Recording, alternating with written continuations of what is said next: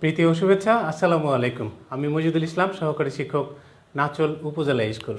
প্রিয় শিক্ষার্থীবৃন্দ, তোমাদের জন্য আজকের ক্লাস দশম অধ্যায়ের ধাতু অধাতু অংশ থেকে।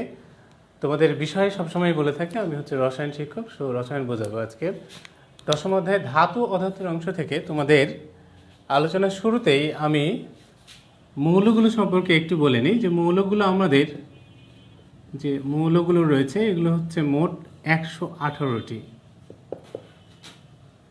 118টি। এই 118টা মৌলকে তোমরা 4 ভাগে বিভক্ত করতে পারো। মৌলগুলো 4 ভাগে বিভক্ত। কয় ভাগে বললাম? 4 ভাগে বিভক্ত। এই বিভক্ত অংশগুলো যদি তোমাদের জানা থাকে তোমরা কমেন্ট বক্সে লিখে আমাকে জানাও। তার পূর্বে তোমাদের একটু বলে নিই যে যখন তোমরা মৌলগুলো আলোচনায় যাবে এদের নিজস্ব কিছু বৈশিষ্ট্য তোমরা পাবে।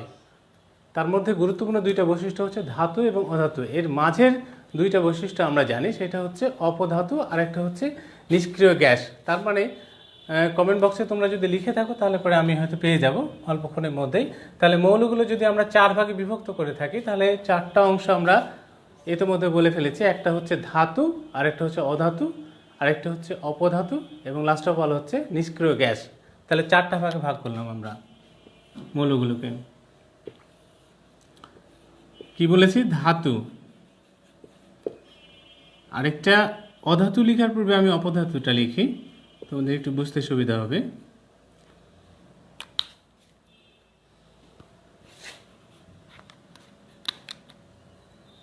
অপধাতু। তারপরে লিখবো আমি অধাতু এবং শেষে বলেছি নিষ্ক্রিয়।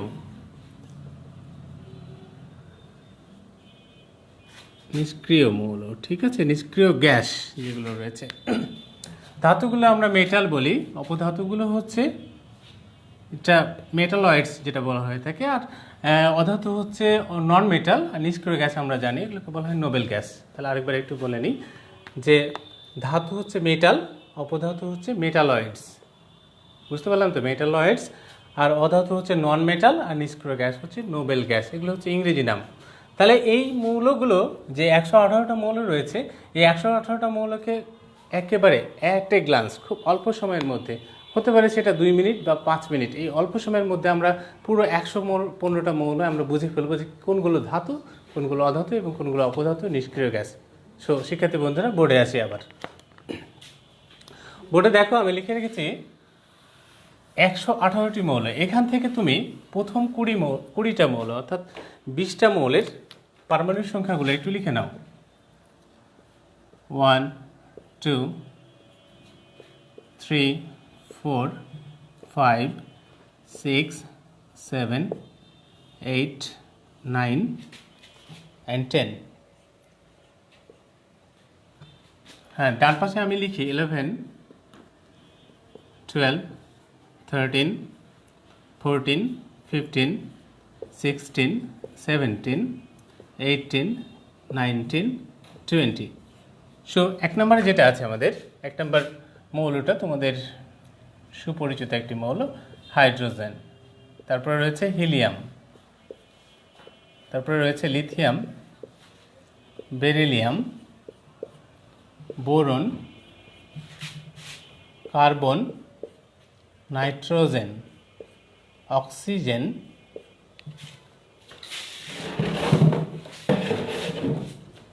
হ্যাঁ, তারপরে আসি ফ্লোরিন। এখানে এসে আমরা পেলাম নিয়ন। এবারে ডান পাশে দেখো সোডিয়াম, ম্যাগনেসিয়াম, অ্যালুমিনিয়াম, তারপরে আসো সিলিকন, হ্যাঁ, তারপরে এটা আমরা পাবো ফসফরাস, সালফার, ক্লোরিন, ওকে। তারপরে হচ্ছে আর্গন, পটাশিয়াম এবং 20 নম্বরে হচ্ছে ক্যালসিয়াম। তো শিক্ষার্থী বন্ধু, সবাই এটা আমরা পারি, খুব ভালোভাবেই পারি, প্রত্যেক শিক্ষার্থী আমরা পারি যে 20টা মৌলের নাম। এই 20টা মৌলের যখন নাম তোমরা লিখে ফেলেছো, খাতাগুলো তুলে নাও।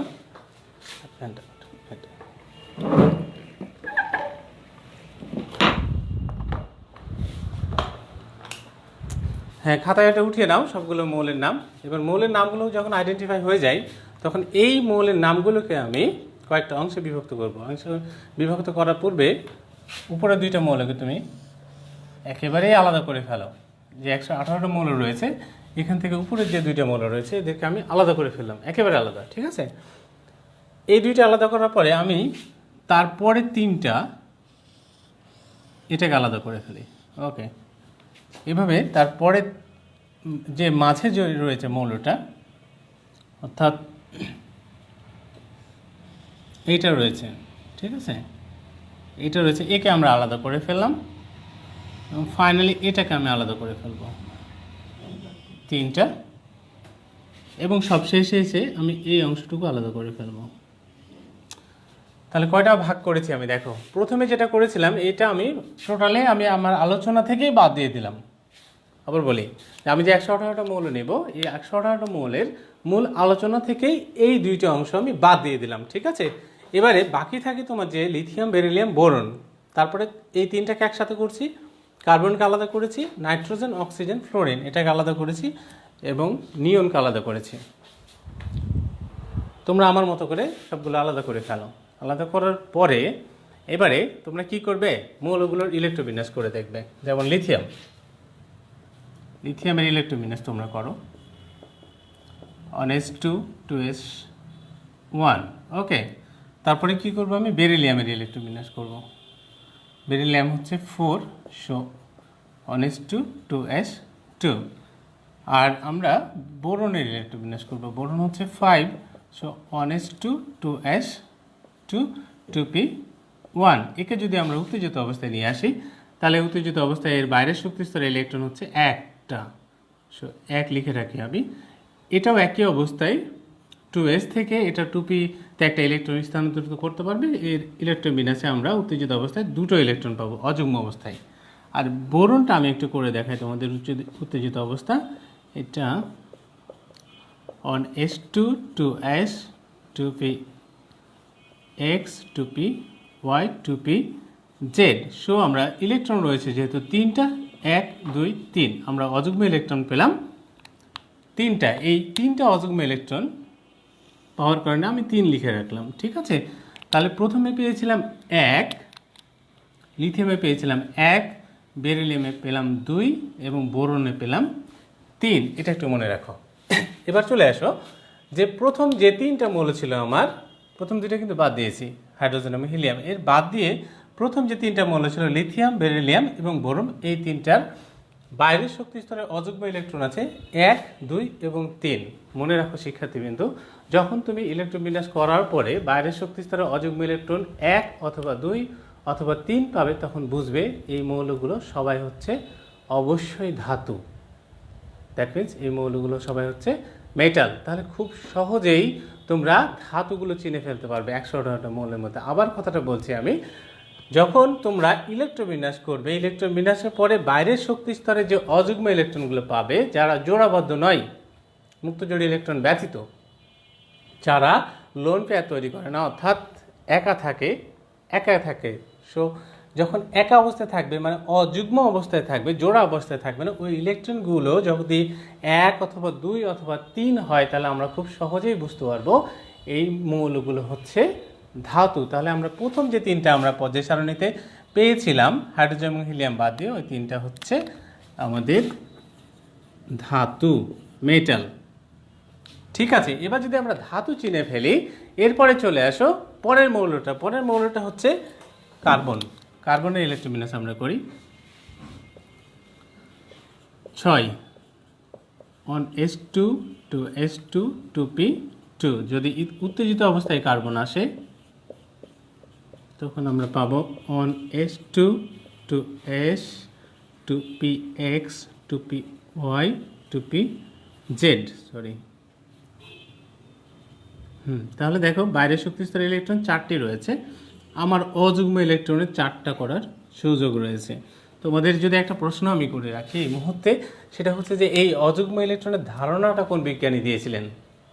প্রশ্নটা তোমাদের জানা থাকলে আমার কমেন্ট বক্সে জানাও, আমি বোঝাতে থাকি। ক্লাস শেষের মুহূর্তে আবার একটু মনে করাই দিও, আমি তোমাদের উত্তরটা দিয়ে যাব। তাহলে বাইরের শক্তি স্তরে যে 4টা ইলেকট্রন রয়েছে এই 4টা ইলেকট্রনকে আমি অযুগ্ম অবস্থায় পেলাম। তাহলে অযুগ্ম ইলেকট্রনের ধারণাটা কোন বিজ্ঞানী দিয়েছিলেন, এটা হচ্ছে আমার প্রশ্ন। তাহলে দেখো 4টা যেহেতু ইলেকট্রন পেয়েছি আমরা বাইরের শক্তি স্তরে, আমি বলেছিলাম 1, 2 এবং 3 এরা হচ্ছে ধাতু। 4 যদি থাকে তাহলে বুঝতে হবে এরা হচ্ছে অপধাতু, এরা হচ্ছে মেটালয়েডস বা অপধাতু, এটা হচ্ছে অপধাতু। তাহলে ধাতু পেলাম, অপধাতু পেলাম, তাহলে এটা হচ্ছে অপধাতু আর এগুলো হচ্ছে ধাতু। এবার চলে আসো আমার পরের 3টা ধারণায়। পরের 3টাই আছে কার্বনের পরে নাইট্রোজেন, কার্বনের পরে নাইট্রোজেন আছে, অক্সিজেন আছে আর ফ্লোরিন আছে। এদের ইলেকট্রোবিন্যাসগুলো করে দেখি। তা নাইট্রোজেন আসো, নাইট্রোজেনের ইলেকট্রোবিন্যাস তোমরা করতে থাকো। On S2 to S2 to P3, একে যদি তোমরা উত্তেজিত করো 7 on S2 to S to Px to Py to Pz, তাহলে 2 1 1 1। বাইরের শক্তি স্তরে ইলেকট্রন হচ্ছে 5টি ইলেকট্রন আছে। আবার দেখো পরে আসো অক্সিজেন, অক্সিজেনের 8 on S2 to S2 to P, তাহলে আমরা পেলাম 4। এখান থেকে আমরা যদি উত্তেজিত অবস্থায় আসি তাহলে দেখতে পাবো on S2 to S to Px to Py to Pz। তাহলে দেখো যদি আমরা ওই অযুগ্ম ইলেকট্রনের ধারণা প্রমাণ করতে চাই তাহলে একটা নীতি রয়েছে। নীতিটা হচ্ছে যে এক পাশ থেকে তোমার জোড়া করে তার পরবর্তীতে হচ্ছে অযুগ্ম করতে হবে। বলা হয়ে থাকে যে বাইরের শক্তি স্তরের ইলেকট্রনগুলো সর্বাধিক পরিমাণে অযুগ্ম থাকে। তোমরা মনে হয় উত্তরটা অনেকেই করেছো কিনা আমি ঠিক বুঝতে পারছি না। তো যাই হোক আমি বলে দিই, বিজ্ঞানী হুন্ড একটা নীতি দিয়েছিলেন। নীতিটা হচ্ছে এরকম, বিজ্ঞানী হুন্ড, যেটাকে হুন্ডের নীতি বলে। নীতিটা এমন যে বাইরের শক্তি স্তরের ইলেকট্রন সমূহ সর্বাধিক পরিমাণে অযুগ্ম থাকে। বাইরের শক্তি স্তরের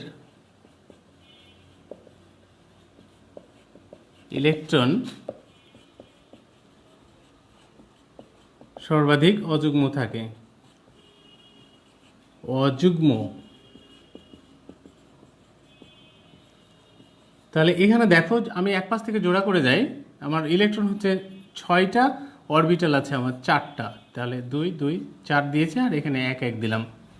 তাহলে দেখো বাইরের শক্তির ইলেকট্রন আমরা পেলাম অ্যাকচুয়ালি 6টা, এখানে পেয়েছি 5টা, এখানে পেয়েছি আমরা 6টা, অযুগ্ম ইলেকট্রন পেয়েছি 2টা। ঠিক আছে, তাহলে বিজ্ঞানী হুন্ডের নীতি, আমরা যেটা অযুগ্ম ইলেকট্রনের ধারণা সেটা হচ্ছে বিজ্ঞানী হুন্ডের নীতি। এরপরে আসো নাইট্রোজেন অক্সিজেন যদি হয়ে থাকে তাহলে আমাদের আরেকটা বাকি রয়েছে, এটা হচ্ছে ফ্লোরিন।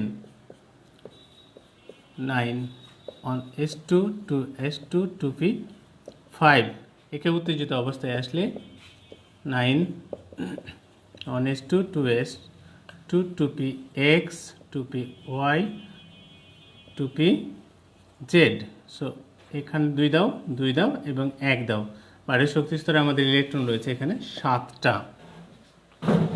এবার চলে আসো, এবার দেখো বলছে যে নাইট্রোজেন অক্সিজেন এবং ফ্লোরিন এই 3টা মৌল, নাইট্রোজেন অক্সিজেন এবং ফ্লোরিন এই 3টা মৌলের ইলেকট্রন বিন্যাস করতে গিয়ে আমরা নাইট্রোজেনের বাইরের শক্তি স্তরে ইলেকট্রন পেলাম 5, অক্সিজেনের বাইরের শক্তি স্তরে ইলেকট্রন পেলাম 6 এবং ফ্লোরিনের বাইরের শক্তি স্তরে ইলেকট্রন পেলাম 7।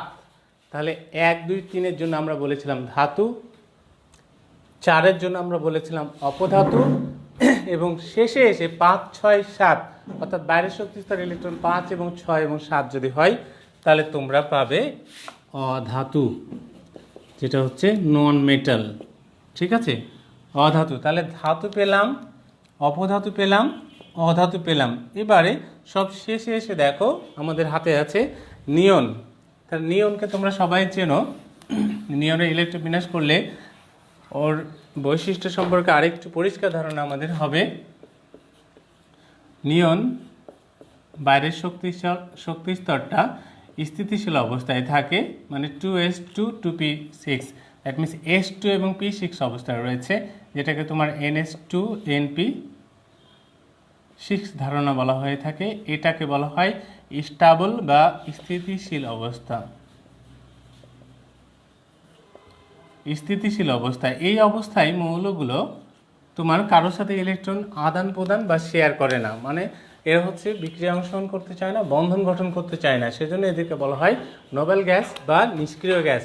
এরা হচ্ছে নিষ্ক্রিয় গ্যাস। তাহলে বাইরের শক্তি স্তরে অ্যাকচুয়ালি ইলেকট্রন হচ্ছে এদের 8টা, নিয়নের ইলেকট্রন হচ্ছে 8টা। তাহলে যাদের ইলেকট্রন আমরা 8টা পাবো, বাইরের শক্তি স্তরে ইলেকট্রন যাদের 8টা পাবো, এরা হচ্ছে নিষ্ক্রিয় গ্যাস।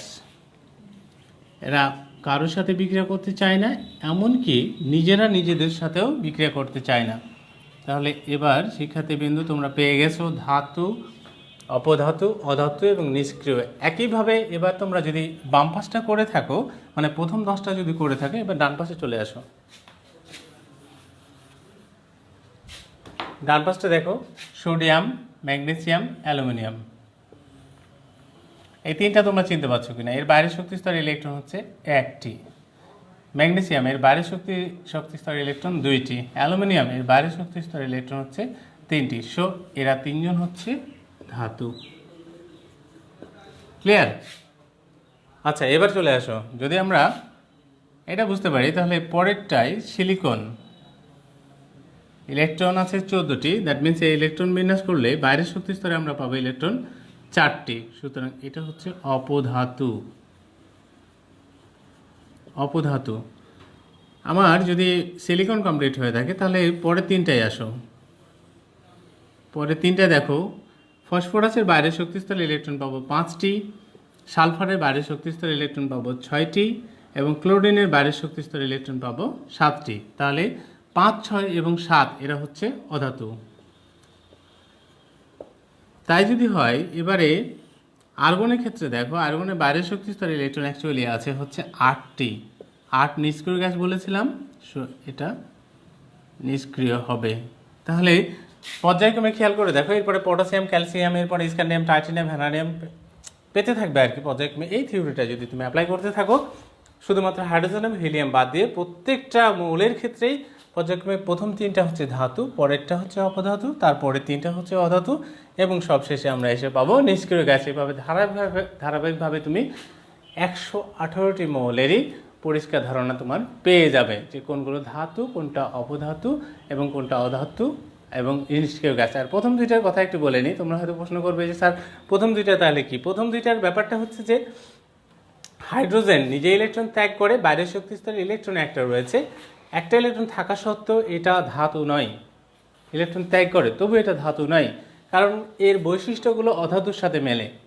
এর যে ভৌত বৈশিষ্ট্যগুলো রয়েছে এটা অধাতুর সাথে মেলে, সেজন্য এই হাইড্রোজেনের ব্যাপারে অনেক কনফিউশন রয়েছে।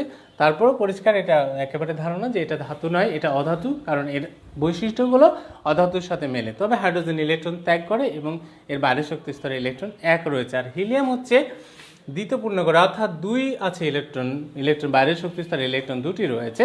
সুতরাং এটা স্থিতিশীল অবস্থায় রয়েছে, মানে অন S2 প্রথম শক্তি স্তরটা পূর্ণ অবস্থায় রয়েছে। সুতরাং এটা বলা যায় এটা হচ্ছে নিষ্ক্রিয় গ্যাস।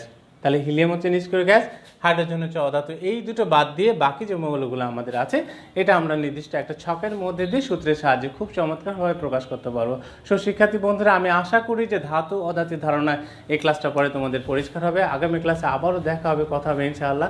আসসালামু আলাইকুম।